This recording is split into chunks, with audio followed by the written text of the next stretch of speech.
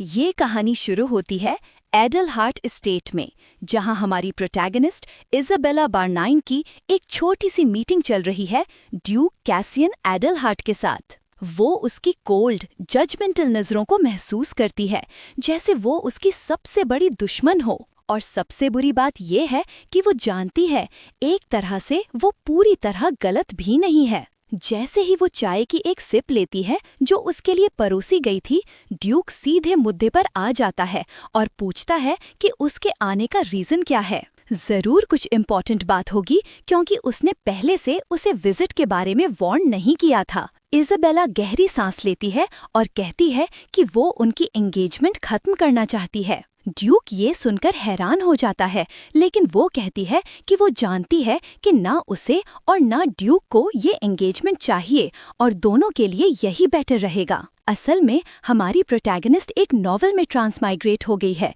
जिसे उसने अपनी पिछली जिंदगी में पढ़ा था। वो पहले एक लड़की थी जिसका नाम सोन था, जो साउथ कोरिया में रहती थी। लेकिन एक हफ्ते पहले कार एक्सीडेंट के बाद उसकी सोल उस नॉवेल में आ गई और वो इज़ाबेला बारनाइन के रूप में री-इनकार्नेट हो गई। इज़ाबेला एक बेहद क्रूअल और जेलस औरत थी, जिसने ड्यूक कैसियन से शादी के बाद उसके इललेजिटिमेट बेटे ल्यूशियस की जिंदगी को हेल बना दिया था, क्योंकि वो भी उसकी तरह एक बैस्टर्ड चाइल्ड थी। लेकिन फर्क ये था कि ल्यूशियस को उसके पिता प्यार करते थे, जबकि इज़ाबेला को उसके परिवार ने हमेशा नीचा दिखाया।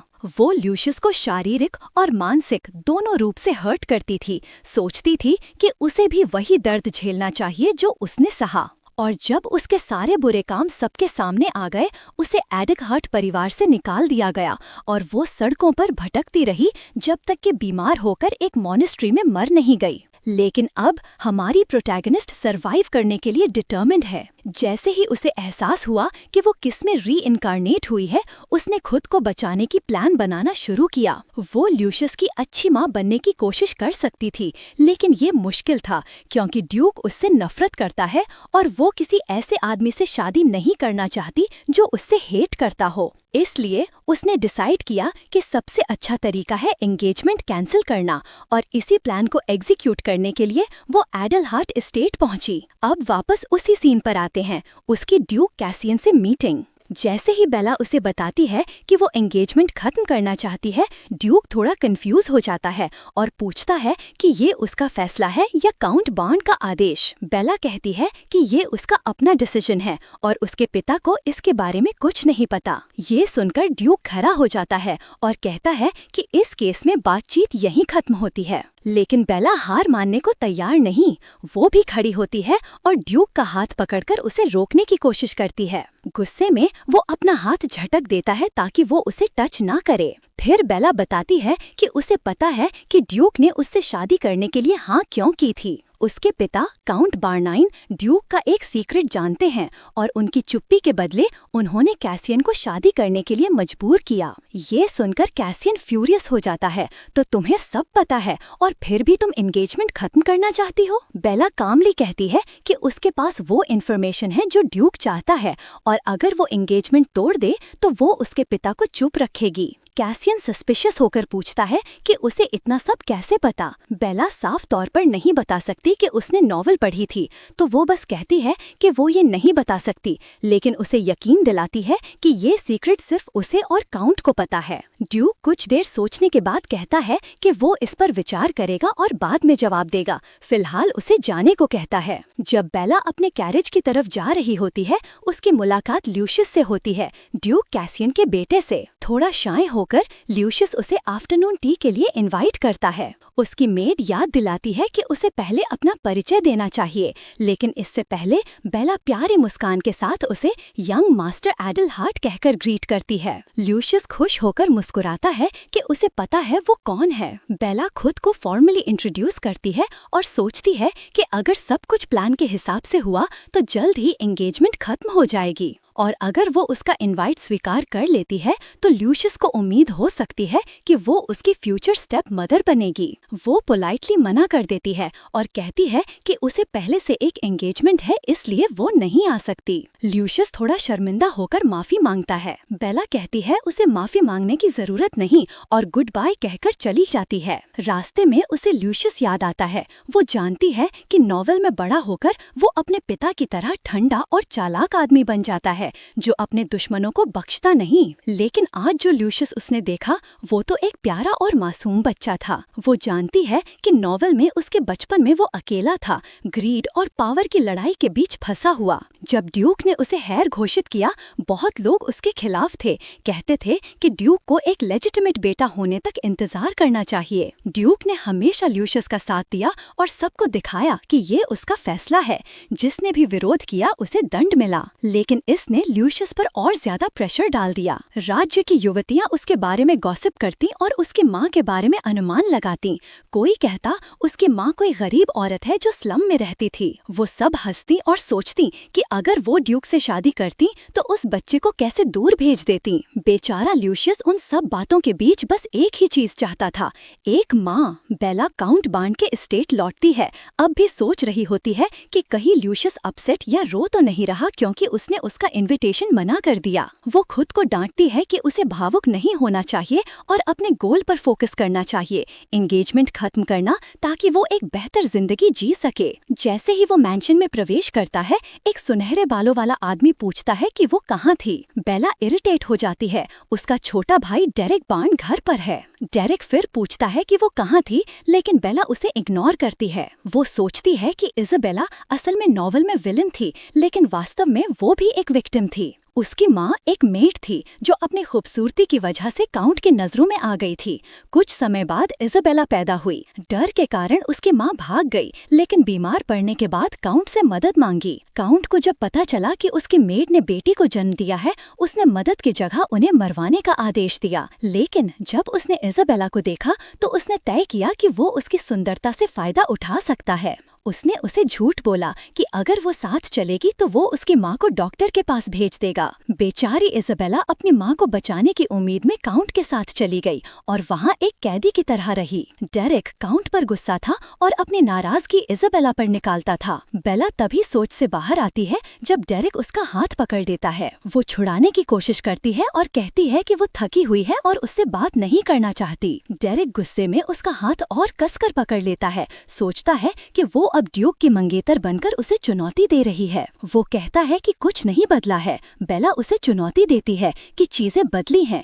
अब वो ड्यूक से शादी करके एम्पायर की 3 डचेसेस में से एक बनेगी और उसे उसका सम्मान करना होगा। डेरेक ये सुनकर और गुस्से में हुआ, उसे जोर से धक्का देता है और वो सीढ़ियों से नीचे गिर जाती है। अगले दिन बेला अपने कमरे में आंखें खोलती है, हैरान कि वो वहाँ कैसे पहुँची। उसे बस याद है कि वो सीढ़ियों से गिरी थी। उसकी मेट कमरे में आती है और पूछती है कि उसे कहीं दर्द तो नहीं। बेला नींद भरी आवाज में कहती है कि उसका पूरा शरीर दर्द कर रहा है। एनी, उसकी पर्सनल मेड, चिंतित होकर कहती है कि ये दर्द यंग मास्टर डेरेक के बहके की वजह से है। वो उसे पेन किलर्स देती है और एक लेटर जो एडलहार्ट सील के साथ आया है। बेला हैरान हो जाती है, क्या ड्यूक ने फैसला कर लिया एंगेजमेंट खत्म करने का? लेकिन लेटर ल्यूशियस का होता है। उसमें लिखा है कि उसके ट्यूटर ने उसे सिखाया है कि किसी को आफ्टरनून टी के लिए फॉर्मली इनवाइट कैसे किया जाता है, इसलिए वो एक प्रॉपर इनविटेशन भेज रहा है। बेला की आंखों में आंसू आ जाते हैं। अपनी पिछली जिंदगी में उसे अपनी बायोलॉजिकल माँ की कोई याद नहीं थी। जब उसके पिता ने दोबारा शादी की,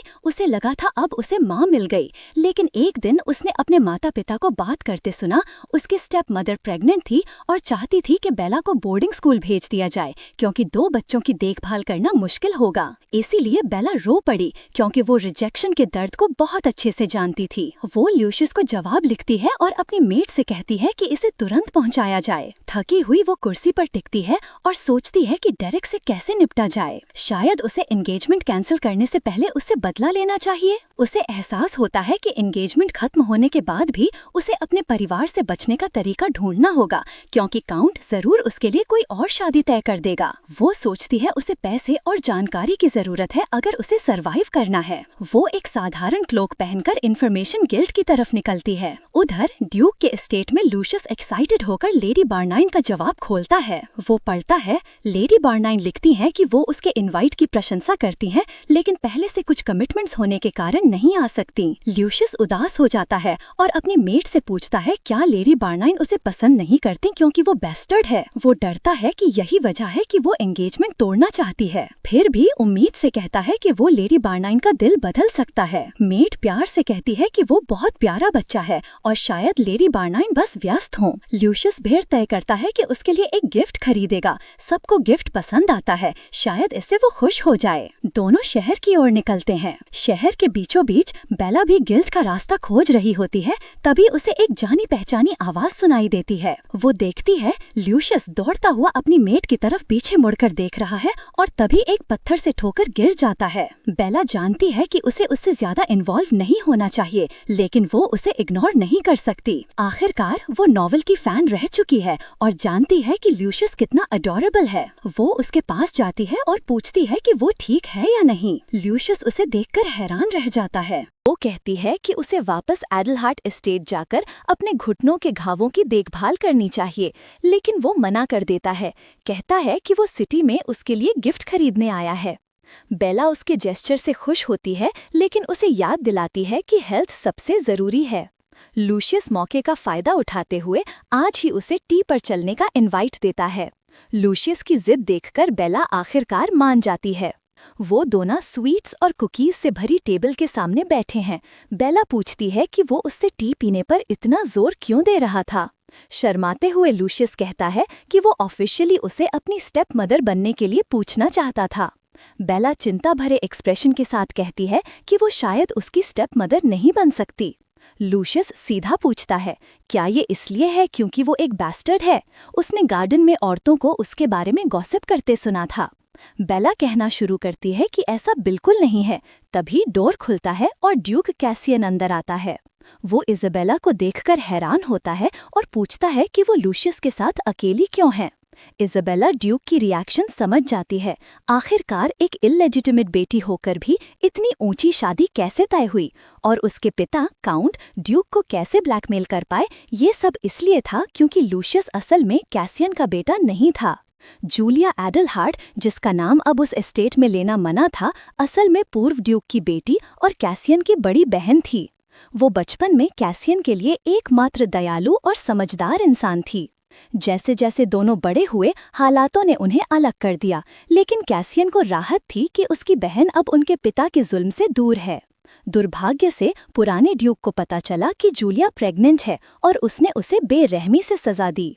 कैसियन ने अपनी बहन को बचाने के लिए हर मुमकिन कोशिश की। जूलिया हमेशा कैसियन की केयर और प्रोटेक्शन के लिए आभारी रही, लेकिन चाइल्ड बर्थ के समय जूलिया की मौत हो गई। कैसियन ने अपनी बहन की याद को बचाने के लिए सबके सामने कहा कि लूशियस उसका इललेजिटिमेट बेटा है, ताकि जूलिया की इज्जत बची रहे। सब कुछ ठीक चल रहा था जब तक 1 साल पहले लूशियस अचानक बीमार नहीं पड़ गया। उसके सीने पर एक काला निशान, एक कर्स दिखाई दिया। कैसियन को एहसास हुआ कि ये बीमारी नहीं बल्कि हेरिडिटरी कर्स है, जो शायद लूशियस के असली पिता से जुड़ी है। वो उस आदमी की तलाश में लग गया, लेकिन कोई सुराग नहीं मिला। तभी काउंट बार्न उसके पास आया और कहा कि उसे लूशियस के असली माता पिता की सच्चाई पता है। कैसियन ने दिखावे में सब नकार दिया, लेकिन काउंट ने कहा कि उसे पता है लूशियस की मां कैसियन की बड़ी बहन जूलिया एडलहार्ट है। उसने कैसियन को एक फोल्डेड पेपर दिखाया और कहा कि उस पर लूशियस के बायोलॉजिकल फादर का नाम लिखा है।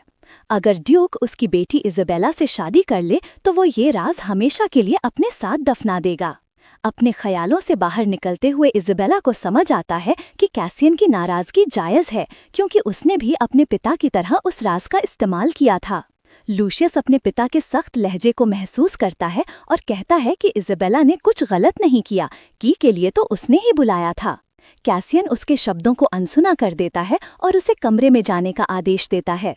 लूशियस झिझकता है, लेकिन इज़ाबेला उसे समझाती है कि वो जाए क्योंकि उसे सच में ड्यूक से बात करनी है। लूशियस के जाने के बाद कैसियन पूछता है कि उसे एस्टेट में इज़ाबेला की मौजूदगी के बारे में क्यों नहीं बताया गया।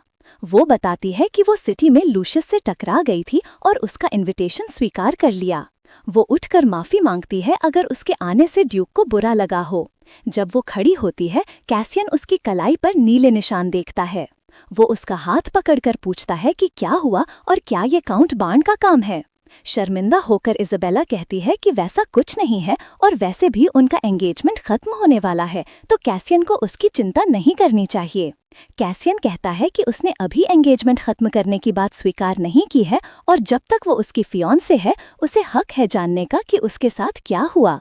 इज़ाबेला, जो सिर्फ नॉवेल की जानकारी पर भरोसा करती है, कैसियन की बातों पर यकीन नहीं करती और कहती है कि उसे जाने दे। वो कहती है कि वो बस सीढ़ियों से फिसल गई थी, कुछ गंभीर नहीं। कैसियन समझ जाता है कि इज़ाबेला सच्चाई नहीं बताना चाहती, इसलिए उसे छोड़ देता है। वो उसे कैरेज में बिठाकर घर भेज देता है और खुद गुस्से में निकल जाता है।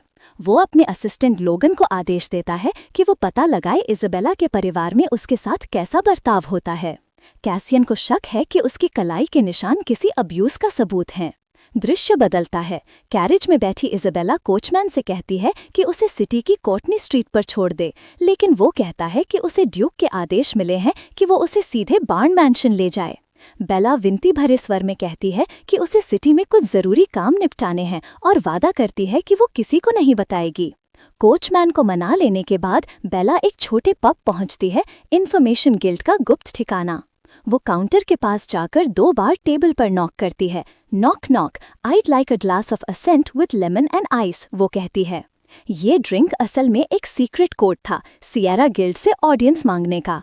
बारटेंडर पूछता है कि क्या वो सच में यही ऑर्डर देना चाहती है और वो आत्मविश्वास से हाँ कहती है। वो ये कोड इसलिए जानती है क्योंकि नॉवेल में 13 साल बाद लूशियस यही गिल्ड ढूंढता है और इसके लीडर सैमुअल का दोस्त बन जाता है। इसी वजह से बेला जानती थी कि ये जगह भरोसेमंद है। उसे एक प्राइवेट रूम में ले जाया जाता है जहां अटेंडेंट उसे पानी ऑफर करता है। तभी उसे एक जानी पहचानी खुशबू महसूस होती है, रकेरा हर्ब की, जो बहुत महंगी और रेयर होती है। वो आदमी की कलाई पकड़ती है और मुस्कुराते हुए कहती है, रुकने की जरूरत नहीं, आपसे मिलकर खुशी हुई, सैमुअल, सियरा गिल्ड के लीडर। सैमुअल हैरान होकर पूछता है कि उसने कैसे पहचाना। बेला बताती है कि सैमुअल की छोटी बहन की तबीयत हमेशा फ्रेजाइल रहती है और वो अक्सर रकेरा का इस्तेमाल करता है, इसलिए उसकी खुशबू अब उसकी पहचान बन गई है। वो ये भी बताती है कि सैमुअल की उंगली में जो रिंग है वो अपीयरेंस बदलने वाला मैजिकल आइटम है। सैमुअल मुस्कुराता है और उसकी बुद्धिमानी की तारीफ करता है। रिंग उतारते ही उसके प्लैटिनम वाइट बाल और गोल्डन आंखें दिखती हैं। वो पूछता है कि इज़ाबेला उससे क्या चाहती है। वो कहता है कि वो एक चीज बेचकर पैसे कमाना चाहती है और साथ ही एक डॉक्टर एरन लर्नर को ढूंढना चाहता है। वो लाल बालों और हरी आंखों वाली औरत है जो सिटी के आउटस्कर्ट्स में रहती है। बेला जानती है कि फ्यूचर में यही डॉक्टर सैमुअल की बहन आर्या की बीमारी का इलाज खोजेगी। सैमुअल पूछता है कि बदले में उसे क्या मिलेगा। बेला टेबल पर रखे पाउच को छूते हुए कहती है कि उसके अंदर की चीज काफी है, लेकिन वो चाहती है कि उनके बीच एक अच्छे पार्टनरशिप बने। वो उसे बताती है कि उसकी बहन को कैसे ठीक किया जा सकता है। सैमुअल उसकी बात सुनकर हैरान रह जाता है। वो 7 साल से क्योर ढूंढ रहा है। बेला बताती है कि जिस नॉवेल में वो आई है उसका नाम है आर्या ऑफ लाइट और आर्या ही असल में इस कहानी की फीमेल लीड है। लूशियस, जो कैसियन के बिट्रियल से कठोर बन चुका था, आर्या की दयालुता से बदल जाता है। बेला कहती है टैलेंट फ्लावर्स को पानी में उबालकर अपनी बहन को पिलाना, वो सीसिया किंगडम में उगते हैं और ताकत बढ़ाते हैं। सावधानी से सैमुअल पूछता है कि उसे उस पर भरोसा क्यों करना चाहिए। बेला कहती है कि उस पर भरोसा करना या ना करना उसकी मर्जी है। सैमुअल कहता है कि प्रूफ के बिना वो उसकी मांग पूरी नहीं कर सकता। बेला कहती है कि वो समझती है, लेकिन डॉक्टर को ढूंढना उसके लिए भी फायदे का होगा। वो सोचती है कि अगर वो डॉक्टर की मदद कर क्योर बनवाने में सपोर्ट दे दे तो सैमुअल के साथ उसकी अलायंस बहुत मजबूत हो जाएगी। सैमुअल उसकी मदद करने के लिए तैयार हो जाता है और पूछता है कि क्या उसे और कुछ चाहिए। बेला मुस्कुराकर कहती है हाँ, लेकिन वो बाद में। शाम के वक्त इज़ाबेला वापस बार्न मैंशन लौटती है, सुकून से कि किसी ने उसकी गैर हाजिरी पर ध्यान नहीं दिया। वो अपने कमरे में पहुंचती है, तभी मेड बताती है कि डिनर तैयार है। डाइनिंग रूम में उसका पूरा परिवार मौजूद है, काउंट, उसके दोनों बेटे और काउंटेस। बेला नोटिस करती है कि आज काउंट ज्यादा ऑब्जर्वेंट है। वो अपनी बेटी को घूरते हुए पूछता है कि वो उसे ऐसे क्यों देख रही है। बेला माफी मांगती है और कहती है कि वो बस किसी बात में खोई हुई थी। डिनर सामान्य रूप से चलता है और खत्म होते ही काउंट उसे बुलाता है। इज़ाबेला, सुना है तुम कल एडलहार्ट एस्टेट गई थी, बताया क्यों नहीं? बेला को झूठ बोलना चाहिए था, लेकिन वो सच बोल देती है। वो ड्यूक से मिलने गई थी ताकि उनका एंगेजमेंट खत्म कर सके। और हाँ, सच कहें तो मुझे भी समझ नहीं आया कि उसने झूठ क्यों नहीं बोला। शायद आगे कहानी में ये समझाया जाएगा। काउंट पहले डिसबिलीफ में उसे देखता है, फिर दोबारा पूछता है। बेला मुस्कुरा कर कहती है कि उसने ड्यूक को बताया कि वो उससे शादी नहीं करना चाहती। काउंट गुस्से से भरकर उसके पास आता है और उसे जोर से थप्पड़ मारता है। वो उसे घृणा भरी नजर से देखता है। मेरी सहनशीलता की परीक्षा मत लो इज़ाबेला। गुस्से में डाइनिंग हॉल से निकलते हुए काउंट कहता है कि वो ड्यूक से खुद बात करेगा, लेकिन शादी प्लान के अनुसार ही होगी। मेरी बात याद रखना इज़ाबेला, ताकि तुम दोबारा मुझे चुनौती देने की हिम्मत न करो।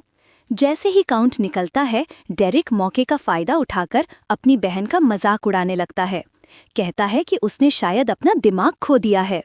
बस इतना ही कहने वाले हो? इज़ाबेला अपने गुस्से को दबाते हुए पूछती है, जबकि उसके गाल पर थप्पड़ का निशान साफ दिख रहा है। डेरिक उलझन में पूछता है, तो क्या चाहती थी मुझसे, माफी या थोड़ी सी सिंपैथी?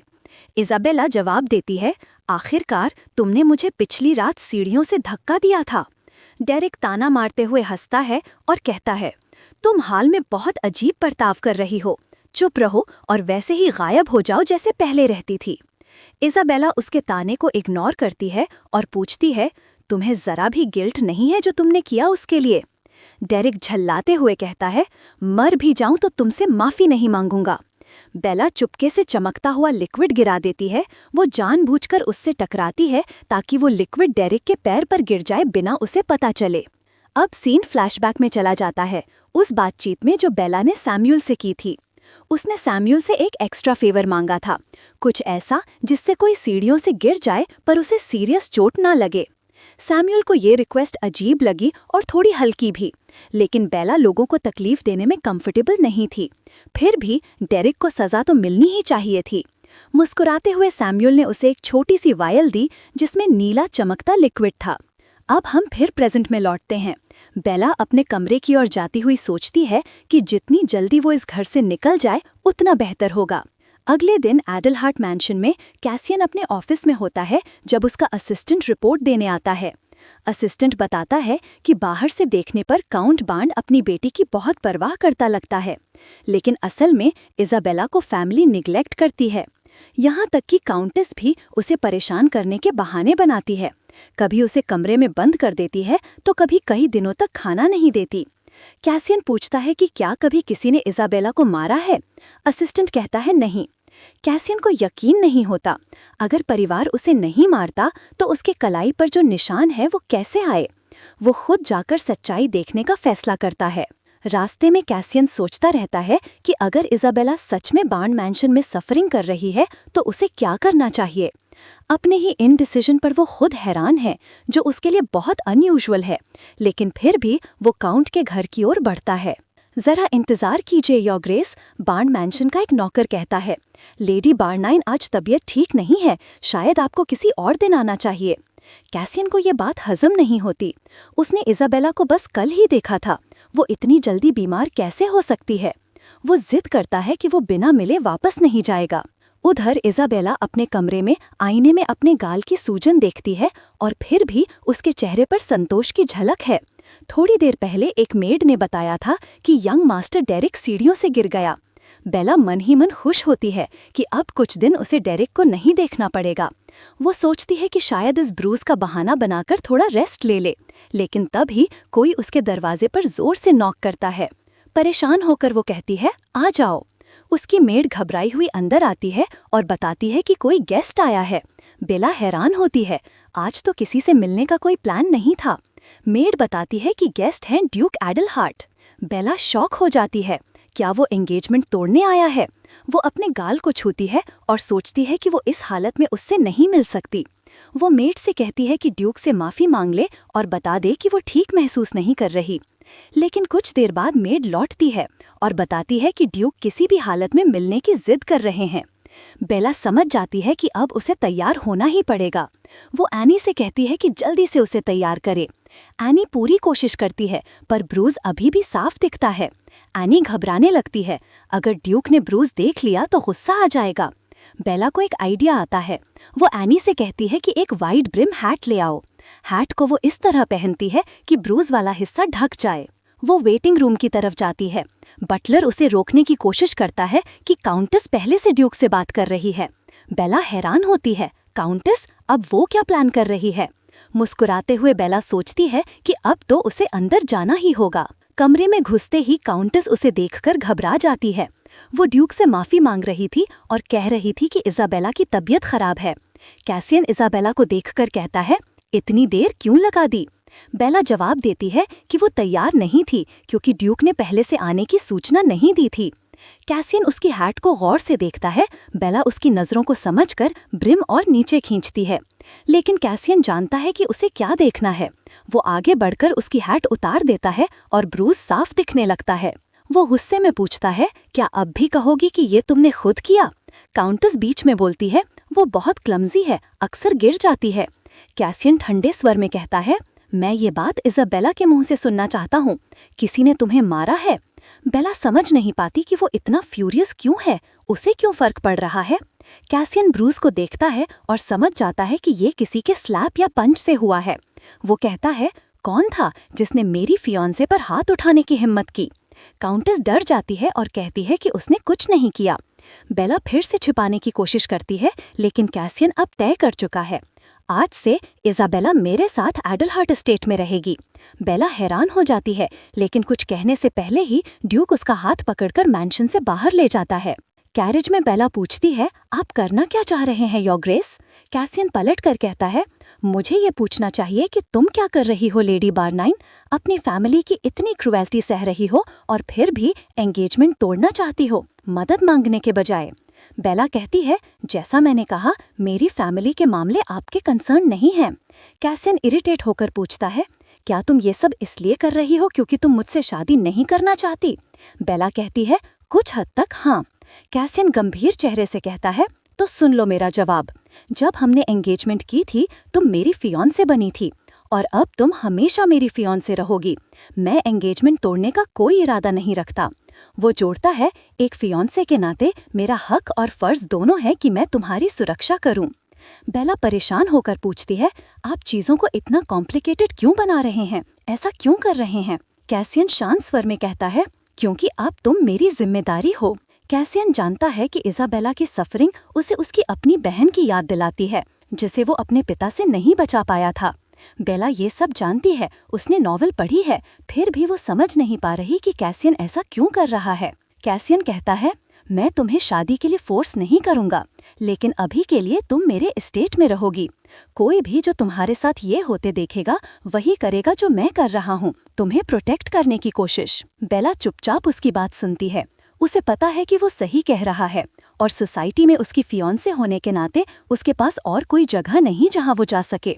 एडलहार्ट एस्टेट पहुंचकर कैसियन उसे हेड बटलर फ्रैंक ओडेलो से मिलवाता है। वो कहता है कि इजाबेला कुछ समय यहाँ रहेगी। फ्रैंक उसे उसके कमरे तक ले जाता है, जो बहुत सुंदर और बड़ा है, जैसे कैसियन पहले से सब जानता हो।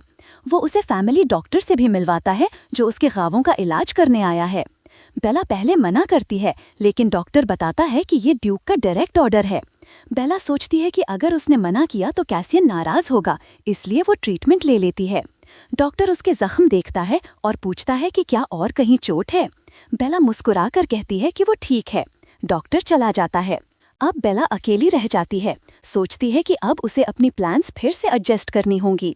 वो सैमुअल को इन्फॉर्मेशन बेचकर कुछ पैसे जमा करके भागने की सोच रही थी, लेकिन अब सब बदल गया है। वो लूशियस की चिंता भी करती है। अगर वो चली जाए तो कौन सुनिश्चित करेगा कि लूशियस को अच्छी स्टेप मदर मिले? लूशियस को कैसियन का सक्सेसर बनना ही होगा।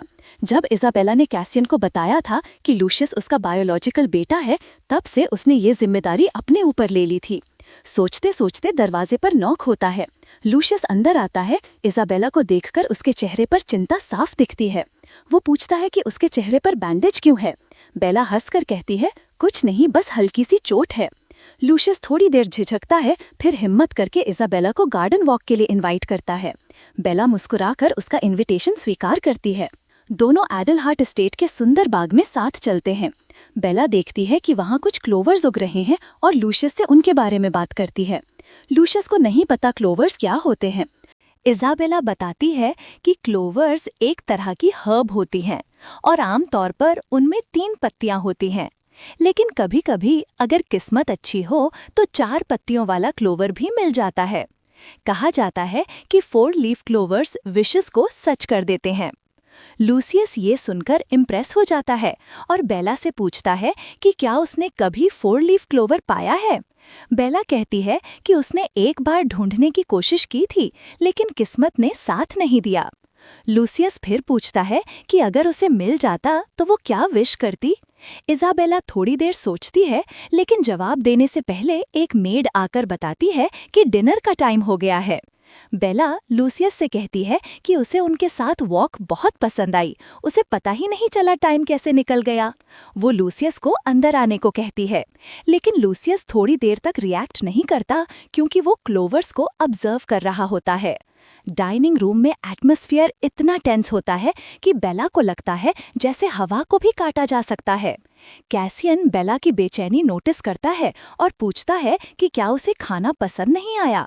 बेला कहती है कि खाना बहुत अच्छा है, बस आज भूख नहीं है। लूसियस मौका पाकर अपने फादर से पूछता है कि क्या लेडी बार्नीन अब हमेशा उनके साथ रहेंगी। कैसियन कहता है कि अभी कुछ डिसाइड नहीं हुआ, लेकिन फिलहाल वो यहीं रहेंगी।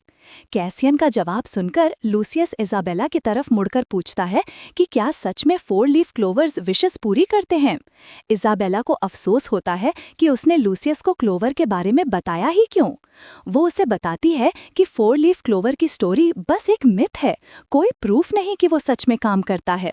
और सोचकर कि लूसियस क्या सोच रहा होगा, इजाबेला उसे वार्न करती है कि टाइम वेस्ट मत करना एक ढूंढने में। रात को तेज बारिश होती है एडलहार्ट एस्टेट में। इजाबेला अपने कमरे की खिड़की के पास जाती है और बारिश देखती है। गार्डन की तरफ देखते हुए उसे एक सिलुएट दिखती है। उसे याद आता है कि लूसियस ने क्लोवर के बारे में पूछा था। उसे एहसास होता है कि शायद वो लूसियस ही है और तुरंत बारिश में भागती है। गार्डन में जाकर वो देखती है कि लूसियस फूलों के बेड के पास गिरा हुआ है, वहीं जहां उन्होंने क्लोवर्स देखे थे। वो घबराकर उसे उठाने की कोशिश करती है और पूछती है कि वो बारिश में बाहर क्या कर रहा था। लूसियस को अपनी गोद में लेते हुए वो रोने लगती है। मैंने कहा था ना, क्लोवर्स विशेस पूरी नहीं करते। कमजोर आवाज में लूसियस कहता है, लेकिन लेडी बार्न, मैंने एक ढूंढ लिया, और मुस्कुराते हुए अपने हाथ में 4 लीफ क्लोवर दिखाता है। अगले दिन का सीन आता है। लूसियस को जुकाम हो जाता है और फैमिली डॉक्टर बुलाया जाता है। इजाबेला और कैसियन दोनों परेशान होते हैं, लेकिन डॉक्टर कहता है कि चिंता की बात नहीं है, बस थोड़ा रेस्ट चाहिए। कैसियन इजाबेला से कहता है कि वो भी आराम कर ले, लेकिन बेला गिल्टी महसूस करती है कि लूसियस बीमार हो गया और कहता है कि वो उसके साथ थोड़ी देर और रहेगी। कैसियन इशारा करता है कि मेड कमरे से चली जाए। अब सिर्फ इजाबेला और लूसियस रह जाते हैं। बेला उसके बिस्तर के पास बैठती है, चिंतित होकर। लूसियस जागता है और अपनी नैनी को ढूंढने लगता है। इजाबेला उसे शांत करती है और कहती है कि वो उसके साथ है। जब लूसियस कुछ खोजने लगता है, इजाबेला समझ जाती है और उसे 4 लीफ क्लोवर दे देती है। लूसियस फीवर में मुस्कुराता है, खुश कि उसका प्रेशियस क्लोवर खोया नहीं। बेला उसे डांटती है कि उसे उसकी बात सुननी चाहिए थी। बेला की हैरानी के लिए लूसियस मुस्कुराते हुए कहता है कि उसने वो क्लोवर उसके लिए तोड़ा था, क्योंकि उसने कहा था कि वो पहले कभी नहीं पा सकी। प्लीज लेडी इजाबेला, अपनी विश मांगिए, वो धीरे से कहता है। लूसियस की मासूमियत से इजाबेला की आंखों में आंसू आ जाते हैं। अपने पिछले जीवन में और इस जीवन में भी किसी ने उसके लिए इतना केयर नहीं किया था। लूसियस नींद में कहता है कि वो चाहता है इजाबेला की सारी विशेस पूरी हों। बेला सोचती है, मेरी विश? मुझे याद ही नहीं कि मैंने क्या विश की थी। क्या वो मेरी फैमिली को वापस पाना था या बस प्यार मिलना चाहता था? वो लूसियस के बालों को हल्के से सहलाती है और उसे सोते हुए देखती है, और तभी फैसला करती है कि वो दोनों के विशेस पूरी करेगी। इजाबेला कैसियन के ऑफिस में जाती है दृढ़ निश्चय के साथ। कैसियन उसे क्यूरियोसिटी से देखता है। इजाबेला सीधे कहती है, हम शादी कर रहे हैं। बेला कहती है कि बदले में वो चाहती है कि लूसियस के बायोलॉजिकल फादर से जुड़ी सारी बातें वो संभाले, काउंट बार्नीन नहीं। कैसियन शॉक्ड होकर पूछता है कि उसने अचानक ये फैसला क्यों लिया। बेला मुस्कुराती है और कहती है, ये एक सीक्रेट है मेरे और लूसियस के बीच।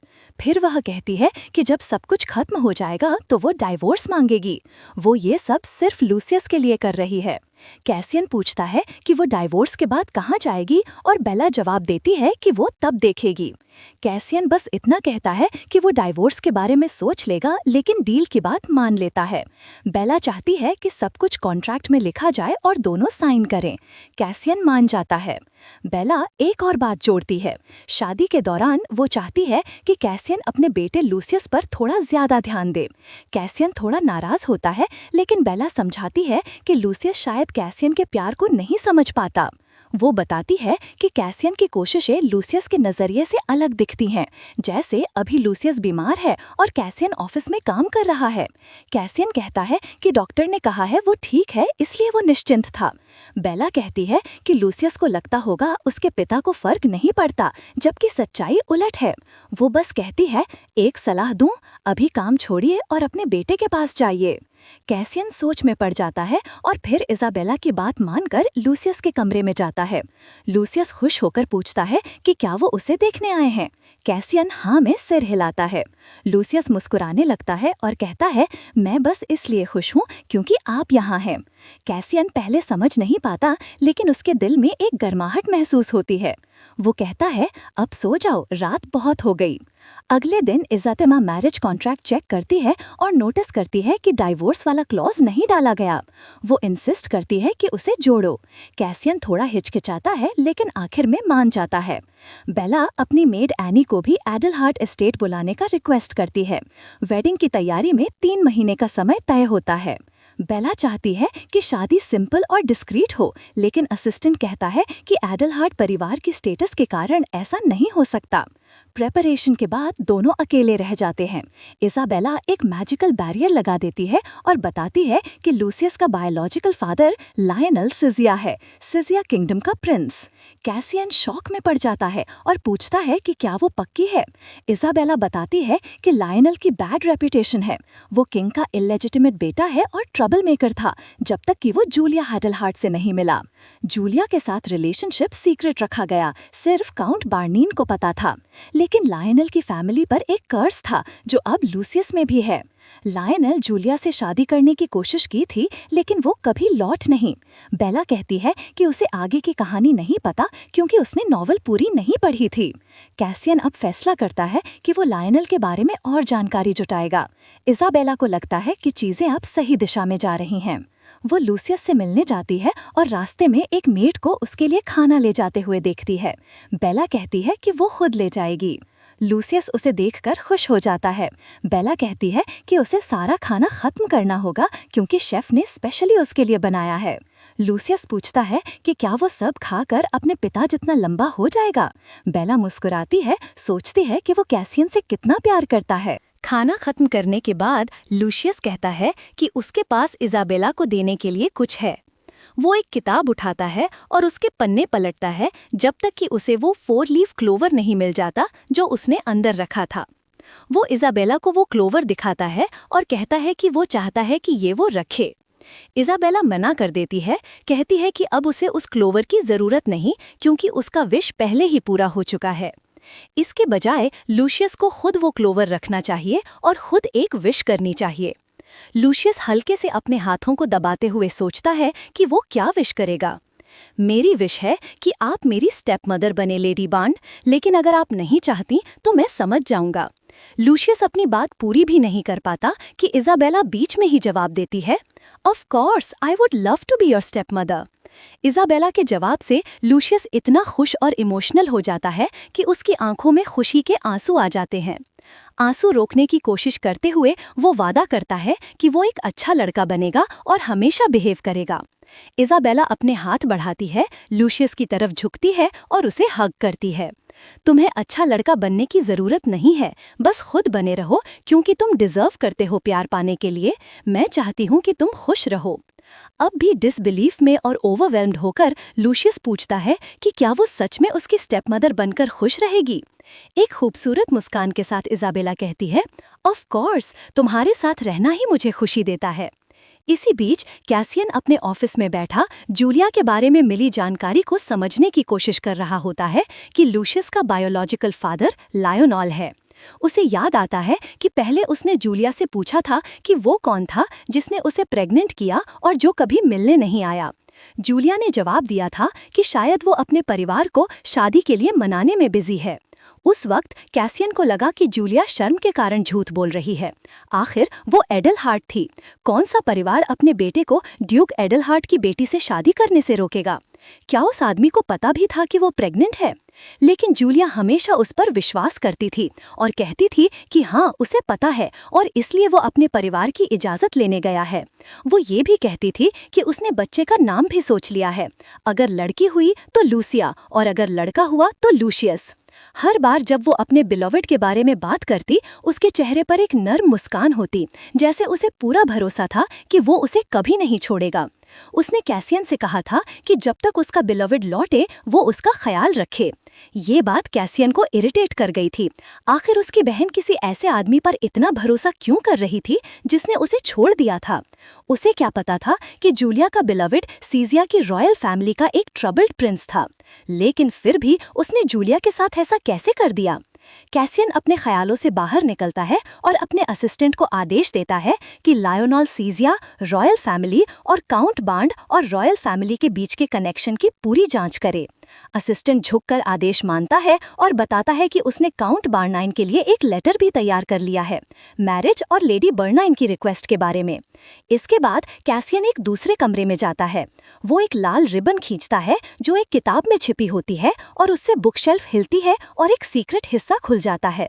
7 साल हो गए, वो कहता है, उस चीज को देखते हुए जो एक लाल कपड़े से ढकी होती है। वो कपड़ा हटाता है और सामने जूलिया एडलहार्ट का पोर्ट्रेट नजर आता है। जैसे वो उसे सुन सकती हो, कैसियन अपनी बहन से बात करने लगता है। हाल ही में मैं किसी से मिला जो मुझे तुम्हारी याद दिलाता है, क्योंकि तुम्हारी तरह ही वो भी अपना दर्द छुपाती है, और जब भी वो मुझसे कुछ छुपाती है ऐसा लगता है जैसे मैं उसे खो रहा हूँ। वो तो बस एक ब्रूस था, फिर मुझ पर इतना असर क्यों हुआ? मैं उसे अपने दिमाग से क्यों नहीं निकाल पा रहा हूँ? मुझे पता है उसके परिवार वाले उसे बुरा ट्रीट करते हैं, फिर भी वो हमेशा इतनी जेंटल मुस्कान देती है। कुछ दिनों बाद इज़ाबेला और लूशियस मैंशन में हाइड एंड सीक खेल रहे होते हैं। इज़ाबेला इधर उधर लूशियस को ढूंढती है। वो एक कमरे में जाती है और उसका नाम पुकारती है। उधर छोटा लूशियस एक टेबल के नीचे छिपा होता है, सोचता है कि बेला उसे कभी नहीं ढूंढ पाएगी। लेकिन बेला टेबल के नीचे से उसका थोड़ा सा शरीर देख लेती है। उसे वो बहुत प्यारा लगता है और भले ही उसे पता होता है कि वो कहाँ है, फिर भी वो प्रिटेंड करती है कि वो उसे नहीं ढूंढ पाई। आखिरकार जब वो उसे ढूंढ लेती है तो लूशियस मुंह फुलाकर बैठ जाता है कि वो फिर से पकड़ा गया। अब की बार वो पक्का इरादा करता है कि वो एक बहुत अच्छा हाइडिंग स्पॉट ढूंढेगा।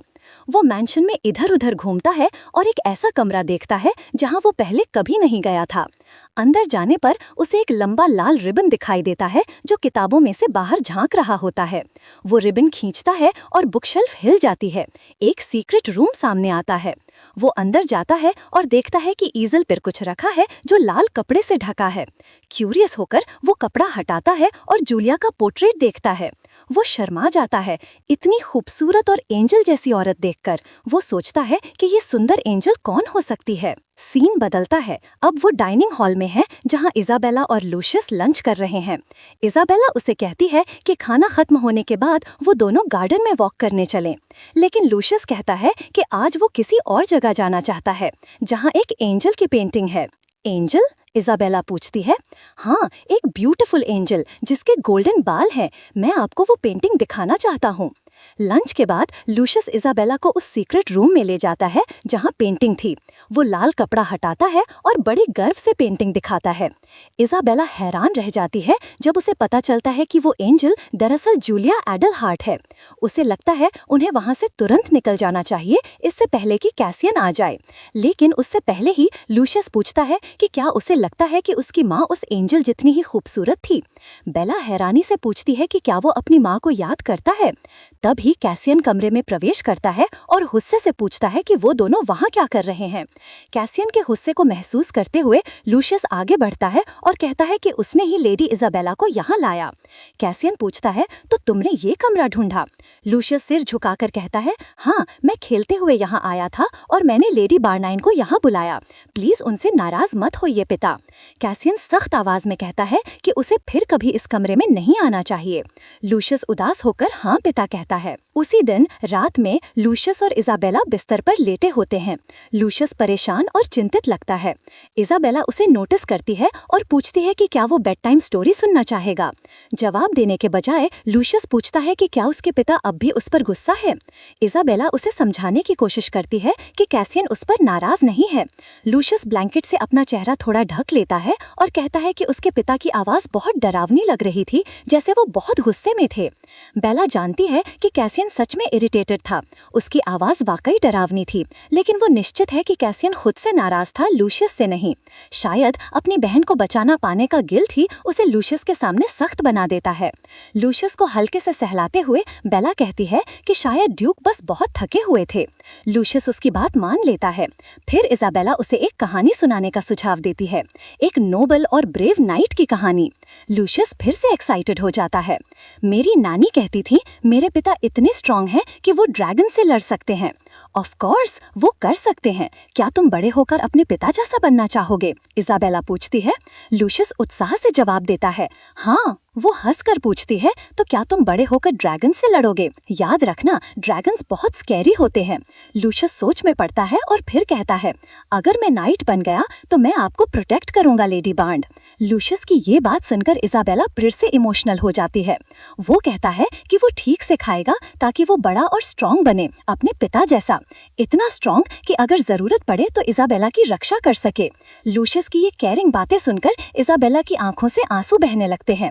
लूशियस घबरा जाता है, सोचता है उसने कुछ गलत कहा, लेकिन बेला अपने आंसू पोंछते हुए कहती है, सब ठीक है, मैं बस इमोशनल हो गई हूँ। मुझे खुशी है कि तुम मेरी रक्षा करना चाहते हो मेरे छोटे लॉर्ड। अगली सुबह कैसियन लूशियस और इजाबेला के साथ ब्रेकफास्ट करने नहीं आता। लूशियस बहुत नर्वस हो जाता है, सोचता है कि उसके पिता अब भी उस पर गुस्सा हैं। बेला उसे दिलासा देती है, डोंट ओवर थिंक इट, मुझे यकीन है वो बस बिजी हैं। फिर भी इजाबेला नोटिस करती है कि कैसियन जैसे जानबूझकर लूशियस से दूरी बना रहा है। पर क्यों? दुर्भाग्य से एरिया ऑफ लाइट नाम के नॉवल में कैसियन के बारे में ज्यादा जानकारी नहीं दी गई है। नॉवल की कहानी तब शुरू होती है जब लूशियस अपने पिता कैसियन की जगह ड्यूक एडलहार्ट बन चुका होता है, यानी कैसियन की मौत हो चुकी होती है। नॉवेल में बस इतना कहा गया है कि कैसियन एक स्ट्रिक्ट पिता था, उसे इजाबेला पसंद नहीं थी और उसने उससे शादी काउंट बार्ड के ब्लैकमेल के कारण की थी। इसलिए हमारी प्रोटैगनिस्ट को कोई अंदाजा नहीं है कि कैसियन अब इस तरह क्यों बिहेव कर रहा है। फिर भी वो जानती है कि उनके लिए कुछ न कुछ करना जरूरी है। दृढ़ निश्चय के साथ वो कैसियन के ऑफिस जाती है और धीरे से दरवाजा खटखटाती है। कैसियन उसे अंदर आने तो देता है, लेकिन अब भी इरिटेट लगता है। वो सीधा मुद्दे पर आता है और पूछता है कि वो क्या बात करना चाहती है। जैसे ही बेला कहती है कि वो कल की बात करना चाहती है, कैसियन उसे बीच में ही रोक देता है। इस पर बात करने लायक कुछ नहीं है। बेला कहती है कि लूशियस इस बात को लेकर बहुत परेशान है, लेकिन कैसियन टाल देता है और कहता है कि ये उसकी चिंता का विषय नहीं है। थोड़ा कॉन्फिडेंस दिखाते हुए इजाबेला कहती है कि कॉन्ट्रैक्ट की एक क्लॉज ये थी कि वो लूशियस पर ज्यादा ध्यान देगा। कैसियन अब भी मना करता है, कहता है कि उस विषय का कॉन्ट्रैक्ट टर्म से कोई लेना देना नहीं। इजाबेला फिर से आर्ग्यू करती है, लेकिन जब वो कैसियन को गौर से देखती है तो कुछ नोटिस करती है। वो अपसेट है, वरिड है और शर्मिंदा भी। लगता है जैसे वो किसी भी वक्त रो पड़ेगा। शायद उसे डर है कि दुनिया को लूशियस के जन्म का सीक्रेट पता चल जाएगा। बेला सोचती है कि ऐसा हो सकता है, लेकिन फिर भी प्रॉब्लम से भागने से कुछ हल नहीं निकलेगा। काम होकर और दोनों के पॉइंट समझने की कोशिश करते हुए इजाबेला कहती है कि लूशियस अपनी माँ के बारे में क्यूरियस है और किसी न किसी दिन कैसियन को उससे ये बात करनी ही पड़ेगी। लूशियस को ये सब जानने की जरूरत ही क्या है, कैसियन गुस्से में कहता है, हाथ मेज पर कसकर रखता हुआ। मैं ये बात कभी नहीं होने दूंगा। कैसियन की आवाज में एक डेस्परेशन झलकती है।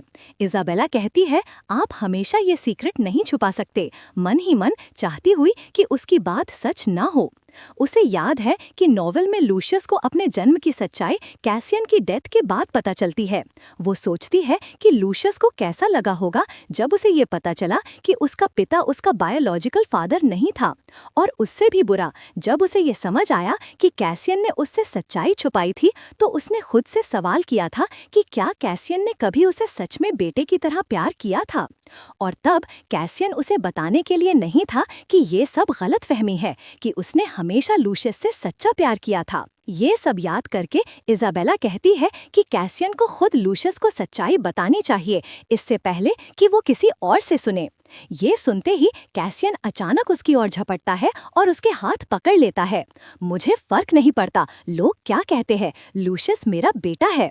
फिर समझते हुए कि उसने आपा खो दिया है, कैसियन धीरे से उसके हाथ छोड़ देता है और कहता है कि वो सब खुद संभाल लेगा, ये मैटर कॉन्ट्रैक्ट का हिस्सा नहीं है। लेकिन लूशियस लेडी एडलहार्ट को अपनी आंट समझेगा। इजाबेला कहती है, अगर आप उसे नहीं बताएंगे तो उसे अजीब लगेगा कि आपने अपनी बहन का कभी जिक्र क्यों नहीं किया। कम से कम उसे अपनी आंट के बारे में बता दीजिए, ताकि वो अपने मन में गलत थ्योरीज न बनाए। कैसियन अपने बालों में हाथ फेरता है, सोच में पड़ जाता है और बोलता है कि इजाबेला उसके फैमिली मैटर में बहुत दखल देती है। बेला कहती है, लूशियस की तरह मैं भी एक इललेजिटिमेट चाइल्ड हूँ। मुझे पता है माँ के बिना बड़ा होना कैसा होता है। उसकी ये बात सुनकर कैसियन थोड़ा शॉक हो जाता है। इजाबेला मुस्कुराते हुए कहती है, मैं बस उसे समझना चाहती हूँ, उसकी हैप्पीनेस के लिए, और फिर ऑफिस से बाहर निकल जाती है। कैसियन वहीं खड़ा रह जाता है, बाहें बांधकर गहरी सोच में। उसे याद आता है जब लूशियस पैदा हुआ था, उस छोटे से एंजेलिक फेस को देखकर उसने मुस्कुराते हुए उसका नाम लूशियस रखा था, जैसा उसकी बहन ने चाहा था। ये याद करके कैसियन फैसला करता है कि वो लूशियस के कमरे में जाएगा। वहां जाकर वो देखता है कि लूशियस शांतिपूर्वक सो रहा है, उसके पास एक स्टोरी बुक रखी है। कैसियन उसका बाल सहलाने के लिए हाथ बढ़ाता है, लेकिन बीच में ही रोक लेता है। ये बच्चा हमेशा सिर्फ प्यार चाहता था, क्या मैंने उसकी उम्मीदों पर खरा उतरा? अगर नहीं तो क्या मुझे उसे अपना बेटा कहने का हक है? वो सोचता है उस सच्चाई के बारे में जो उसने लूशियस से छुपाई थी, उसकी माँ के बारे में जो उसे बहुत प्यार करती थी। उसे याद आता है कि बेला ने कहा था लूशियस को सच्चाई जानने का हक है। कैसियन जानता है बेला गलत नहीं है, लेकिन उसे डर है कि सच जानने के बाद लूशियस शायद मुस्कुरा न सके। वो ये सोचते हुए लूशियस के कमरे से निकल जाता है। अपने कमरे में कैसियन सपनों में चला जाता है। उसे याद आता है वो रात जब वो गुस्से में अपने पिता के स्टडी में घुसा था, उन्हें अपनी बहन जूलिया के साथ किए गए बर्ताव के लिए कन्फ्रंट करने। पुराने ड्यूक ने जस्टिफिकेशन देते हुए कहा था कि पिता का हक होता है बच्चों को अनुशासन में रखना, लेकिन उस रात कैसियन ने ठान लिया था कि अब वो उसके शब्दों के आगे नहीं झुकेगा। वो पिता के पास जाकर उनकी आंखों में देखते हुए बोला, अगर आपने दोबारा जूलिया या मुझ पर हाथ उठाया तो आपको पछताना पड़ेगा, और झुककर बोला, because I am going to make you regret it. Cassian को फिर याद आता है जब लूशियस के जन्म के बाद वो जोर जोर से रो रहा था। नैनी ने सब कुछ ट्राई कर लिया था, लेकिन कुछ काम नहीं आया। तब कैसियन ने खुद लूशियस को अपनी बाहों में लिया और बस लूशियस रोना बंद कर मुस्कुरा दिया। उसी दिन लूशियस को उसका नाम मिला और कैसियन ने फैसला किया कि वो लूशियस को अपना बेटा मानकर पालेगा, न सिर्फ अपनी बहन की इज्जत बचाने के लिए, बल्कि इसलिए भी क्योंकि उसे उस बच्चे से सच में लगाव हो गया था। जब कैसियन ने अपने पिता को बताया कि वो लूशियस को हेir बनाएगा, पुराने ड्यूक गुस्से में उसे मारने बढ़े, लेकिन कैसियन ने उनका हाथ पकड़ लिया और ठंडी निगाहों से कहा कि लूशियस उसका बेटा भी होगा और एडलहार्ट का उत्तराधिकारी भी। कैसियन नींद से जागता है, सोचता हुआ, मैंने जो भी किया लूशियस के लिए किया। फिर इजाबेला क्यों कहती है कि ये काफी नहीं? क्यों वो मेरे दिल की धड़कन तेज कर देती है? क्यों मैं उसे भी उसी तरह बचाना चाहता हूँ जैसे लूशियस को? अगले दिन कैसियन इजाबेला को अपने ऑफिस बुलाता है। जब वो आती है वो उसे सीक्रेट रूम में ले जाता है जहां जूलिया की पोर्ट्रेट रखी है। पेंटिंग को देखते हुए कैसियन कहता है कि उसका इरादा कभी लूशियस को उसके बायोलॉजिकल माँ के बारे में बताने का नहीं था। अगर हो सके तो वो ये सीक्रेट अपनी कब्र तक ले जाएगा। लेकिन वो कहता है फिलहाल इतना बता देना गलत नहीं होगा कि जूलिया उसकी आंट थी। वो इजाबेला से कहता है कि लूशियस को बता दे कि जूलिया उसकी आंट थी और वो चाहे तो उसका पोर्ट्रेट देखने आ सकता है। इजाबेला को ये सुनकर खुशी होती है, लेकिन वो जानती है कि लूशियस को ये बात अपने पिता से ही सुननी चाहिए। वो कैसियन से यही कहती है। कैसियन बेला की मुस्कान देखकर जैसे खो सा जाता है, फिर धीरे से कहता है कि वो समझ गया और लूशियस से खुद बात करेगा। उसी दिन लूशियस उत्साह में इजाबेला को मैंशन के हॉलवे से खींचते हुए सीक्रेट रूम में ले जाता है। वहां वो प्राउडली जूलिया की पेंटिंग दिखाता है और कहता है कि वो उसकी आंट थी। नानी ने बताया कि आंट जूलिया उसके पिता की बड़ी बहन थी, एक एंजल जैसी दयालु औरत। इजाबेला लूशियस के एक्साइटमेंट देखकर मुस्कुरा देती है, लेकिन तभी एक मेड आती है और बताती है कि इजाबेला के लिए कोई गेस्ट आया है। इजाबेला हैरान हो जाती है क्योंकि वो किसी को एक्सपेक्ट नहीं कर रही थी। मेड कहती है कि गेस्ट काउंटेस ऑफ बारनाइन है। इजाबेला का चेहरा अचानक टेंस हो जाता है। और बस आज के लिए इतना ही दोस्तों। उम्मीद है आपको कहानी पसंद आई होगी। शुरू में मैं हमारी प्रोटैगनिस्ट से थोड़ा इरिटेटेड थी, लेकिन अब सच में अच्छा लगता है कि वो कहानी के फ्लो को फॉलो करने के बजाय सब गलत चीजों को दोबारा होने से रोकने की कोशिश कर रही है। लूशियस के साथ उसका केयर करना बहुत स्वीट है और मुझे लगता है कि क्योंकि नॉवेल ने कैसियन के बारे में ज्यादा डिटेल नहीं दी, इसलिए उनके बीच एक प्यारा रोमांस डेवलप होने की बहुत स्कोप है। मैं तो अगले चैप्टर्स का इंतजार नहीं कर सकती। आपका क्या ख्याल है? कमेंट में बताइए। चलिए साथ में थ्योरीज बनाते हैं। और हाँ, अगर आपको कहानी पसंद आई हो तो वीडियो को लाइक और चैनल को सब्सक्राइब करना मत भूलिए ताकि आप कोई नया एपिसोड मिस ना करें।